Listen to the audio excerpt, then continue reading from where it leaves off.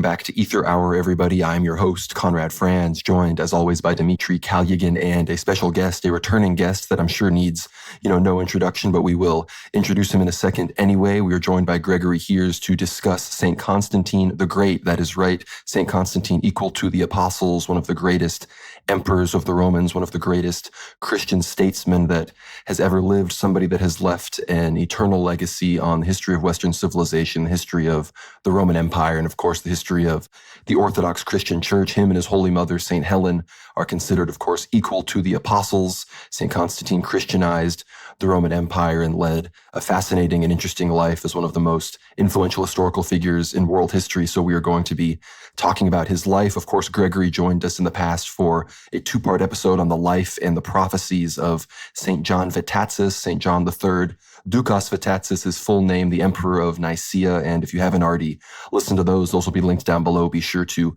check those out. Those are some of our best episodes, some of our most beloved. So it's great to have Gregory back. And I think this is going to be quite the enlightening and fascinating discussion. So thank you all for listening. Be sure to like the episode, share it with your friends that are interested in this sort of thing. And with all of that, Dmitry, how are you doing?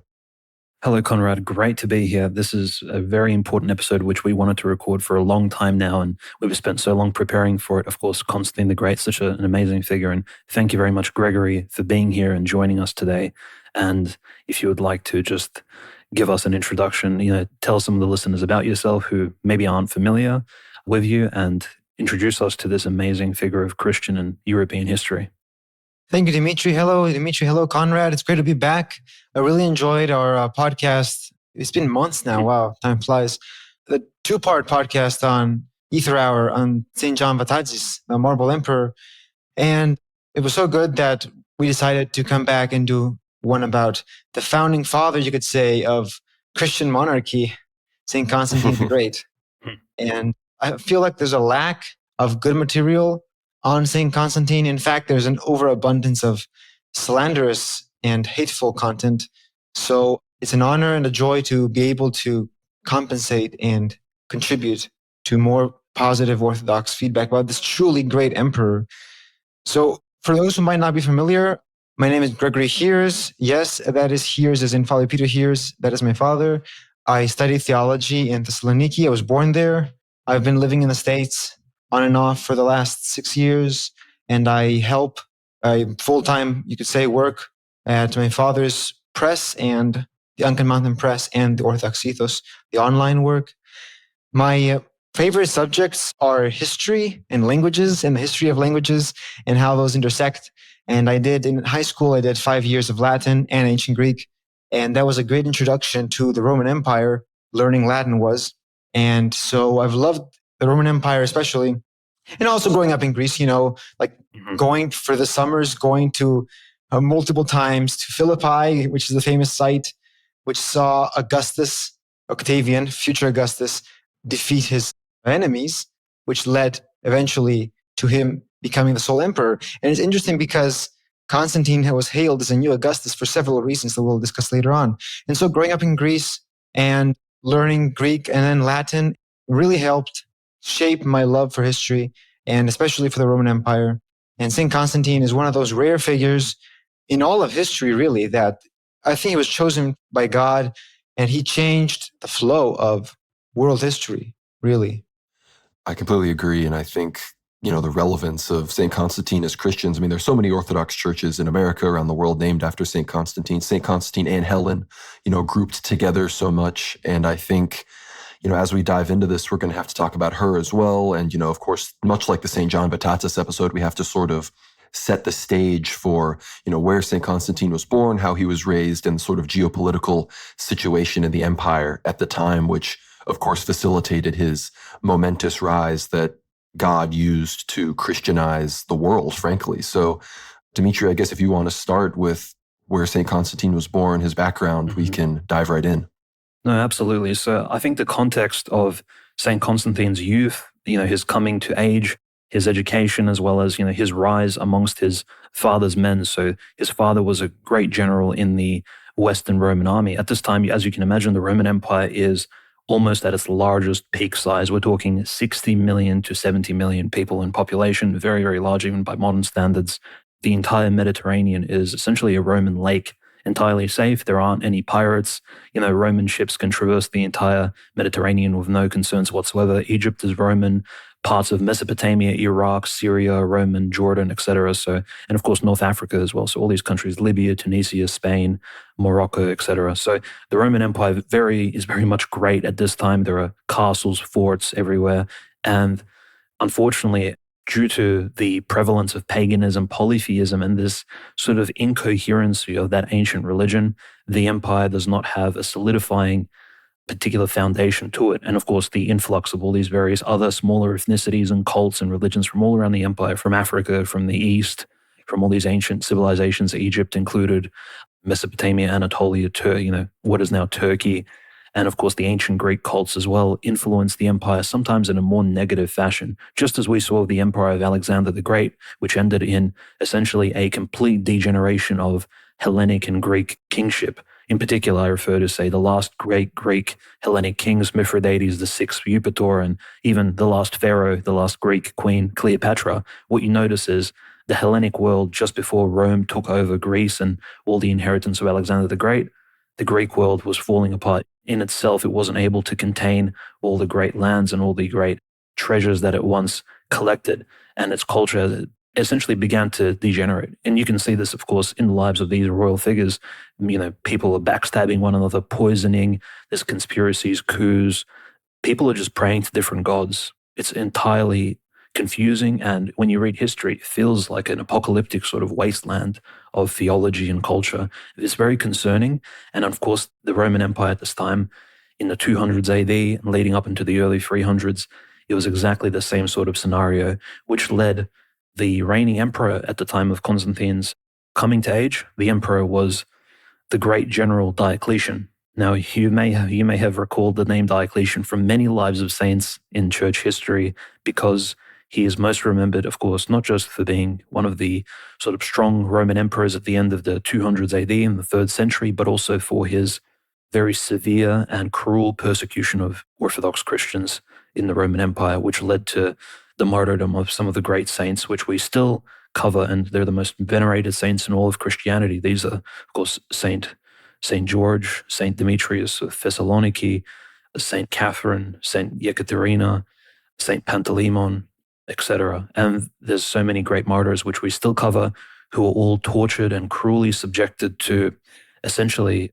interrogation. And forcefully, the Roman Empire tried to pressure Christianity out of civil life and essentially tried to solidify the imperial cult around veneration and worship of the emperor, and also some of these old traditional gods. The imperial leadership, the imperial elites of the empire, Diocletian, his colleague Maximian, and of course his junior colleague Galerius, who hated Christianity so much. Galerius was the junior emperor at the time who assisted Diocletian in the East. He was perhaps the greatest persecutor of Christianity of all. He came from a very, shall we say, simple background. His father was a shepherd. Galerius himself, before joining the Roman army, was a shepherd. So he was a very simple person, not very well educated. His mother was actually a pagan priestess somewhere in the Balkans. This is prior to the arrival of the Slavs. And Galerius, probably because of his mother's influence, because she was obviously this druidic sort of shamaness lady, she was praying to demons, and he was probably influenced by this. Early Christian writers describe Galerius as a dragon from the book of Revelations. They describe him as this monstrous figure who pressures both Diocletian and Maximian to persecute Christianity. And so Christianity begins, this is the most scary period in Christian history, the late 290s, early 300s AD, 8 years of consecutive persecution. And it is amongst these particular times that Constantine grows up, being born in either 272 or 274 AD.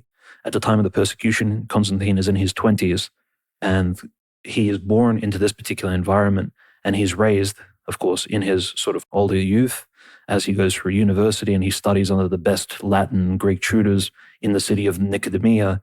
He sees the Christian churches being destroyed before his very eyes, and he's this young prince that essentially will come to this particular important crossroad of, do I continue persecuting Christianity myself, like these great other figures in Roman history, Diocletian, Maximian, Galerius, or do I choose the road of my father, his father, Constantius Chlorus, who was the husband of St. Helen, like Conrad mentioned at the beginning, was a very pious, very simple general as well. He was from the city of Nicaea, which is in modern Serbia today. Again, this is before the arrival of the Slavs to the Balkan Peninsula and all these particular areas.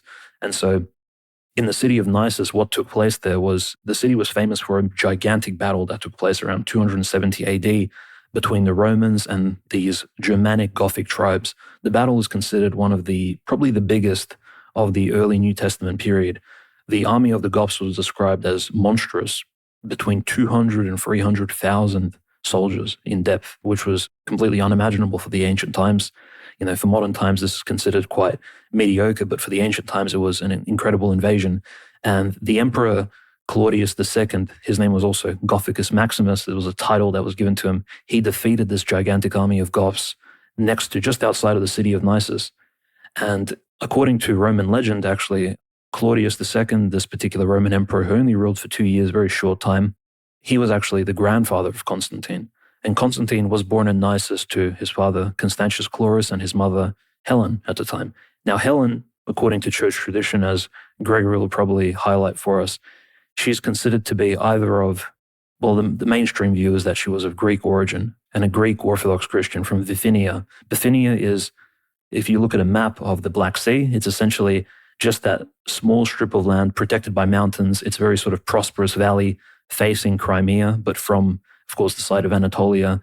And Helen was a very simple lady. Her father was a stable keeper. He looked after horses. She was probably, a very hands-on type of youthful woman, very pious in her life. Christians at this time in the 200s, 300s AD were very, very pious in terms of their morality was a lot better than ours is today. And Helen, for some reason, she fell in love with this Roman general, was married to him. And again, he was a pagan, Constantius Chlorus, and he probably asked for her, hand in marriage from her father. And they both traveled to Nicaea, this city outside of which this massive battle took place decades earlier. And they had several children, the eldest of which, of course, was young Constantine. And Constantine grew up in the Balkans in modern-day Serbia, in the city of Nicaea, mostly raised by his mother because Constantius Chlorus, of course, had to travel west to assist Maximian and Diocletian in ruling the empire and fighting off all of these barbarian invasions in England at this time, France, Germany, etc., fighting on the borderlands. His father was a very skilled general. And Constantine, until the age of 21, remained in Nicaea, didn't even travel to Rome or Italy. Constantine, in fact, as we'll note later on, only spent 4 total months in Italy, Rome, throughout his entire life. And he didn't see Rome until later on in his life. So he had a very sort of constricted youth. But as the life of St. Constantine kind of describes, he grew up a very conscientious and a very good person, despite the fact that he wasn't even a Christian yet. And so at the age of 21, he moves to the city of Nicaea in the east, the main capital city built by Diocletian, and he sees the persecution of Christians take place. I think this really touches him very strongly. Unfortunately, of course, the empire goes into another period of coups and power changes, and Constantine is forced a few years after traveling to Nicaea in Anatolia to escape. And of course, his great journey westwards to his father is really enormous adventure. I think it would be described in very popular terms today in probably a TV show or a movie. Constantine eventually escapes assassination. He goes to visit his father in 306 AD. He's already in his late 20s. And at this time, he participates for probably the first time in some real battles. Again, he probably already had a military education, but the troops see Constantine and describing him physically, I'm sure you would agree, he's very much described by all the historians, even those that don't like him, as a very impressive person, handsome, strong, very tall for his time. Not sure how tall he is by today's standards, but by those ancient Roman standards, he was a very sort of well-built person, broad-shouldered, very muscular, very athletic, and at the same time, very, very bright. He picked up on all the military strategies his father had to teach him. And so when mysteriously his father dies in 306 AD from an illness, Constantine is proclaimed as this new Augustus, this new emperor of the West. And the West at this time is, of course, Spain, France, Germany, England. And again, Constantine has to essentially pick up the mantle of emperorship from his deceased father. And now with his mother by his side, he is ruling essentially, you can almost say, 1/3 of the entire Roman Empire. In 306 AD, this leaves him with quite a lot of influence, but he's still not a Christian. It's only 306 AD. We're far from the Edict of Milan. and Constantine has a long way to go. And he, of course, protects Christians in his part of the empire. Whereas in the East, in these essentially the birthplace of Christianity, Palestine, Egypt, the Holy Land, the Levant, Anatolia, Greece, Christianity is persecuted severely. Christians are still killed, tortured, martyred, burnt at the stake, beheaded, etc. And there's a big contrast. Constantine is seeing this lawlessness going on, and I think this shaped his appreciation for the power of Christianity, exactly how these Christians could believe in their God so fiercely and with such faith that they did not bend even towards an imperial edict, even when faced with literal death and torture and the end of life.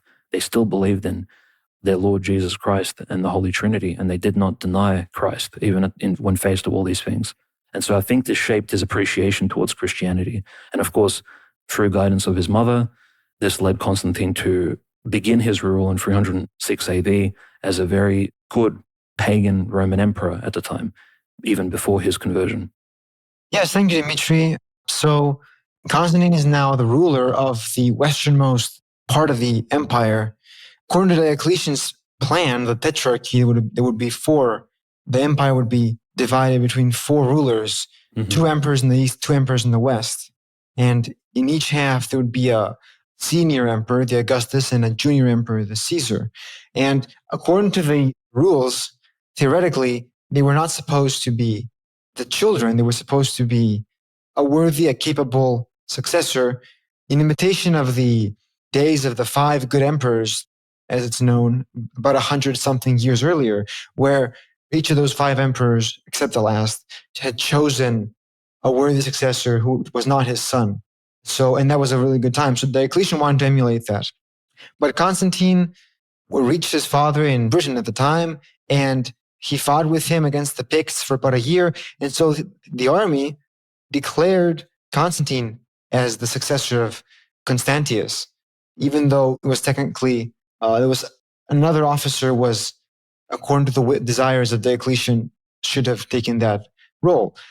But the army overruled that, and that was part of the republican nature of the Roman Empire, is that it wasn't the people, or in this case the army, played a significant role. So Constantine is now ruling over Britain and Gaul and Spain. Meanwhile, in Italy and North Africa, except for Egypt, is being ruled by Maxentius. And he is described in the sources as a tyrant, as somebody concerned only with his own comfort. He's residing in Rome, and he's spending all the money in parties and feastings and his own pleasures, oftentimes at the expense of the people of Rome, who are not very happy, to say the least. In the meantime, Constantine has his headquarters in Gaul, in France. And can you remind me, why did Constantine initially attack Maxentius? Yeah, so as you were saying, Gregory, of course, Constantine is now stationed in 306 AD, leading up to 312, that famous Edict of Milan. He's stationed in Gaul. This is France and Germany at the time had no real border, and Belgium as well. It was essentially just one particular land mass with a very important river. As we know, we probably hear about this river a lot through Roman history. This is the Rhine. And the Rhine was this massive river, of course, connecting essentially the Alps to the sea and splitting sort of this Western European land in two. And essentially the strategy of the Romans was to keep all of the barbaric tribes, these Franks, Alemanni, Germanic, Gothic tribes on one side of the Rhine, and protecting their own villages, Roman citizens, and even, I would say, proto-French citizens, right? Because you had all kinds of other ethnicities and nations living on the Roman side of the Rhine safe. Now, the strategy was very difficult because these barbaric tribes, these lawless pagans, etc., kept crossing the Rhine River every now and then to raid, rape, pillage, essentially citizens of the empire. And some of those citizens were Christians, in fact. And so Constantine's main concern, besides, of course, protecting Christians in the Western Empire, was just protecting his citizens. This was his duty as this new Augustus. And then, of course, Galerius, of course, requested that he demote himself to the rank of junior emperor, which Constantine was fine with at the time. So he demoted him to the rank of Caesar, and Constantine was stationed in the city of Trier, which had a really big Colosseum actually at the time, similar to the one you see in Rome. And Trier today is located in Germany, just south of the city of Cologne. What's interesting is in Trier, there was one particular event that I think kind of marks Constantine as a very powerful figure who understood how these barbarians needed to be handled. The reason why these barbarians, and it's worth speaking about these particular issues in the empire, is because the barbarians end up tearing the Roman Empire apart eventually, as we'll note in sort of future talks about Saint Theodosius the Great and some of the other emperors. This was a main geopolitical issue of the time. Like, without the barbarian invasions, Rome would have been probably prospering for many centuries onwards without sort of any external strife and pressure, perhaps besides, of course, the Parthian and the Sassanid Persian Empire to the east. Rome really had no issues besides these various tribes. And so there was a massive invasion of these Frankish kings, Ascaric and Merogaeus. And Merogaeus and Ascaric were captured by Constantine. Their war bands were essentially imprisoned. They were sold off to slavery. And Constantine, in order to scare off any future invaders, he would demonstrably put these two Frankish kings in the Colosseum and have them fight off wild animals. Essentially, of course, they fell to the lions and tigers in this Colosseum. And this particular show that he took these two pagan kings who came to the Roman land to kill Roman citizens, enslave them, take them across the Rhine into the deep forests of the wild German lands. He showed the barbarians that, look, this particular behavior won't be passing, right? Your particular criminal predatory raids will come to an end. And this was a very powerful show. The Roman citizens understood Constantine as this protector of their interests and their livelihoods. Shortly thereafter, Constantine then conducted a very important raid across the Rhine River. He realized that these barbaric tribes were actually settling very close to the Rhine. As you can probably appreciate, Gregory, they were settling so close to the river so that whenever winter would come and the river would freeze, they would cross the Rhine, or it would be a lot easier to cross, and they could raid Roman villages with a lot more convenience. And of course, rape, pillage, take Roman citizens and enslave them, etc. And of course, they had human sacrifice as well in those days. So you can imagine the level of barbarity of these particular peoples. It was definitely a really bad time. So Constantine, in late 306 AD, crosses the Rhine in a very surprise attack. And this shows his level of military genius with a small army, roughly 20, maybe 30,000 Roman legionaries. And he attacks the Bructeri tribe in a very surprise move, destroys the entire tribes, enslaves most of those who couldn't escape, takes the kings, and again, executes them inside of the Trier Colosseum in a public showing to show all the other barbarians across the Rhine that no one will behave in this sort of disgusting fashion. No one will attack Roman lands anymore. And after this, for about 4 to 5 years, there was a very peaceful time next to the Rhine. And it shows Constantine's sort of impetus to actually go across into foreign lands when needed, into dangerous territories in order to procure justice, in order to protect his own people. So things would have been just fine. Constantine never really wanted to expand eastwards. He was fine allowing the other emperors like Galerius in the east and Maximinus Dia and even Maxentius in Italy to rule as they were. Except, of course, in the Far East, certain things started happening. So around 311 AD, the great persecutor of Christianity, Galerius, died. The Christian saints described his death as very heinous. Most likely he passed away from some sort of very aggressive cancer or some other illness, similar to actually Herod the Great, who, we call him Herod the Great because of so-called secular historians, but this is Herod who, of course, slew the father of St. John the Baptist, who slew the innocents at the time of Christ's nativity in Palestine and the Holy Land. And Galerius just suddenly passed away in 311, and Galerius's sort of next man, his best friend, Licinius, comes to power. Licinius is a really key figure here because Licinius essentially stops the persecution of Christianity altogether and pretends, at least for a very long time, to appreciate the Christians. And finally, in the East, there is some reprieve. Christians are allowed to open their churches again. They're allowed to rebuild. They're trying to reestablish their communities. And Licinius, in a sort of testament of goodwill, reaches out to Constantine from the East all the way to the West and says, Constantine, can you help me, please? We need to get rid of this Maxentius, remember, this tyrannical figure who's ruling over Rome and North Africa. He's a completely illegal, he's illegitimate. And that's true. Maxentius wasn't elected by Diocletian or his father Maximian. He essentially just took power. He's a massive usurper. There's no legitimacy behind him. So Licinius talks Constantine into this campaign. What's interesting is we have to mention before, of course, Constantine goes on this very famous campaign, which leads to his conversion to Christianity into Italy, that the previous two attempts to depose Maxentius in Rome ended up in failure. In fact, one of the junior Eastern emperors, Severus II, his entire army abandoned him as soon as Severus reached the Aurelian walls of Rome. And Severus himself was later assassinated or perhaps imprisoned and murdered by Maxentius. So as you can imagine, armies of tens of thousands of soldiers approach Rome and their morality drops. They cannot understand why they need to fight the civil war, why they need to besiege the capital of their empire, and for what.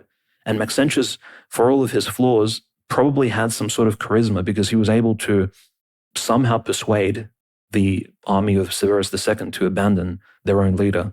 And so he destroyed the attempt of one Roman emperor to take down his regime. And then, of course, Galerius himself actually tried to take Rome, and the same thing happened. Galerius's army started to wither away outside of the gates, almost as if Maxentius was using some sort of black magic. And of course, as we later find out, Gregory, he actually was. Maxentius was very much into sacrificing humans, into using all kinds of augury, divination, witchcraft in order to somehow impact the course of future events. And this is a big difference to Constantine, who never essentially indulged himself in all these various, very deep and very dark pagan rituals. And Galerius, after his failure, of course, retreats back to the east. And then just before his passing, actually surprisingly ends the persecution of Christianity, Licinius takes over. And Licinius's plan, and perhaps in a very, as we'll find out later, Licinius tries to talk Constantine into taking Rome, I think for Licinius's own benefit. He probably thinks, look, if Constantine wastes his army and his time taking Rome, perhaps once Constantine is out of the way, then I can take the Western Empire for myself, because all these other expeditions to take Rome have failed dramatically. There's no real hope of or prospect of success. And so he sends Constantine on this mission. And Constantine very bravely, and up to this day, we can see Constantine really doesn't lack any courage whatsoever.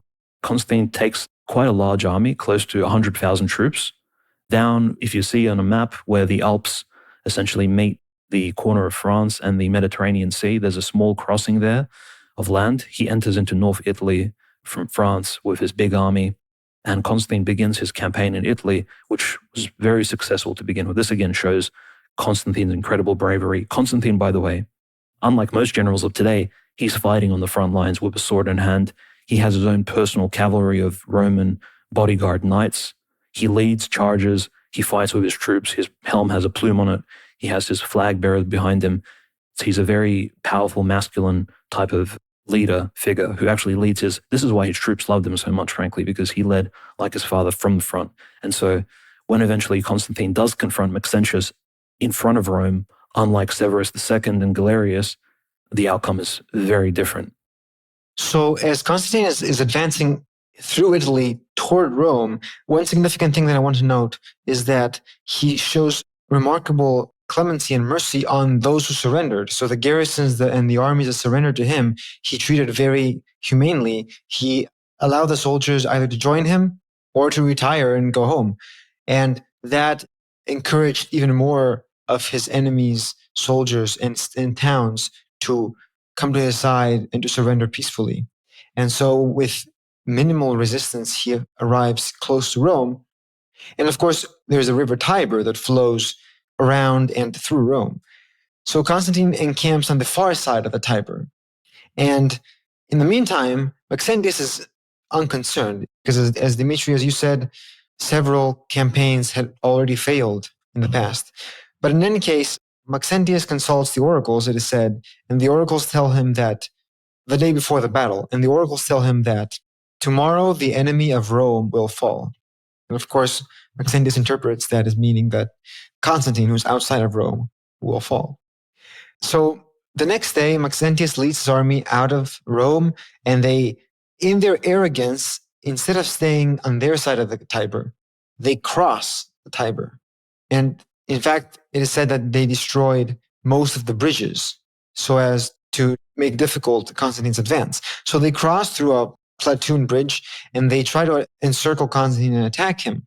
And then the battle ensues. But the day before the battle, because Maxentius has a much larger army, first of all, Constantine had to leave soldiers back in Gaul to defend the frontier against the barbarians. And then, of course, whenever you march into enemy territory, you have to leave behind soldiers to guard the cities and the towns. So whereas Maxentius is on his home field, so to speak, and he has all his soldiers there, and they're all rested too, and Maxentius has a much larger army. So Constantine is perplexed, is not sure what to do, and then is the famous passage where St. Constantine, still he's not saying, still unbaptized, he sees in the middle of the day a vision of this cross of light in the sky over the sun, brighter than the sun, with the inscription, in hoc signo vinces, in this sign conquer, or in Greek, in en tuto nica. Now, the best authorities have it that the sign was in Latin, which makes sense because Constantine's primary language was Latin, even though he probably did know Greek too. So Constantine is amazed and not sure what to make of it. And that night, Christ appears to him and instructs him to put that sign on his men's shields and on their banners. And with its power, they would be victorious. So Constantine does so. He paints the cross, or according to others, the Chi-Rho, the Christ monogram, XP, so to speak, on his soldiers' shields and on their banners. And there's a detailed description of the banner that St. Constantine used. It was essentially the traditional Roman banner, which is an upright beam with a crossbar and a red fabric hanging from the crossbar. And at the top, there was a laurel wreath made of gold or silver. And in that wreath was the Chi-Rho. And the red banner was decorated with precious stones. And the difference here was that the Chi-Rho and the cross were on the banner, which previously had not been the case. So there's, in fact, a good video on YouTube called Did Byzantium Have a Flag?, which gives a very good overview of the evolution of the banners and the flags before Constantine and especially after Constantine and beyond. And eventually, of course, you get the golden cross and the red background. But the interesting thing is that the original Constantinian labarum, as it was called, which is the upright pole with a crossbar and the red hanging from it, it is still used in Orthodox churches throughout the Orthodox world, in Greece, in Russia, and now it has icons of Christ or the Mother of God or other saints on it. Originally would have had the emperor's portraits, and it's still used in processions, in church processions, and that traces its origins back to St. Constantine. So during the battle, with the power of the cross, and of course, the soldiers, of course, they hear about this vision and they're emboldened by the divine aid that is being promised them. They fight bravely. Constantine fights bravely himself, and they force Maxentius' forces into a retreat. And then is really when Maxentius faced disaster, because in his arrogance, he had crossed the Tiber. And now that he's retreating, he has the river on his back, and he has destroyed most of the bridges. So his soldiers are trying to pass over this one bridge, and they're all crammed on the bridge, and they start pushing each other off. And in this multitude, Maxentius himself is knocked off his horse, and he falls into the river with all his metal armor, heavy armor. And he, like so many of his soldiers, is dragged down into the waters and drowns. And the Christians, of course, drew parallels to the Pharaoh in the Old Testament, with his whole host drowning in the Red Sea. And so Constantine marches victorious into Rome. The Romans, i.e. the citizens of Rome, receive him, welcome him gladly as a liberator from the tyranny of the self-indulgent Maxentius. So St. Constantine has a triumph in Rome. Thank you so much for tuning in to the free preview of this amazing Aether Hour episode. You are not going to want to miss what we have going on behind the paywall. Of course, we thank Gregory Heers for coming on and providing us with his wealth of knowledge that he has on this subject. Of course, behind the paywall, we get into the Council of Nicaea, the details on the Arian controversy, as well as the end of Constantine's life where he attempted to protect the Christians of Persia. We get into some details about Saint Helen, equal to the apostles, his holy mother, and her background, as well as her missions around Palestine, the establishment of monasteries, the amazing things that she did as the empress, the queen mother of the Roman Empire. We talk about the Saint Paisios vision where he spoke to Saint Constantine, as well as a whole host of other very fascinating issues. We debunk the donation of Constantine, a whole host of other very fascinating historical items. So thank you so much for listening. Please get behind that paywall. It helps support the show. It keeps everything we do here going. And you, of course, get access to, at this point, hundreds and hundreds of hours of amazing Aether Hour content. So thank you all so much for listening, and we will see you on the other side. God bless.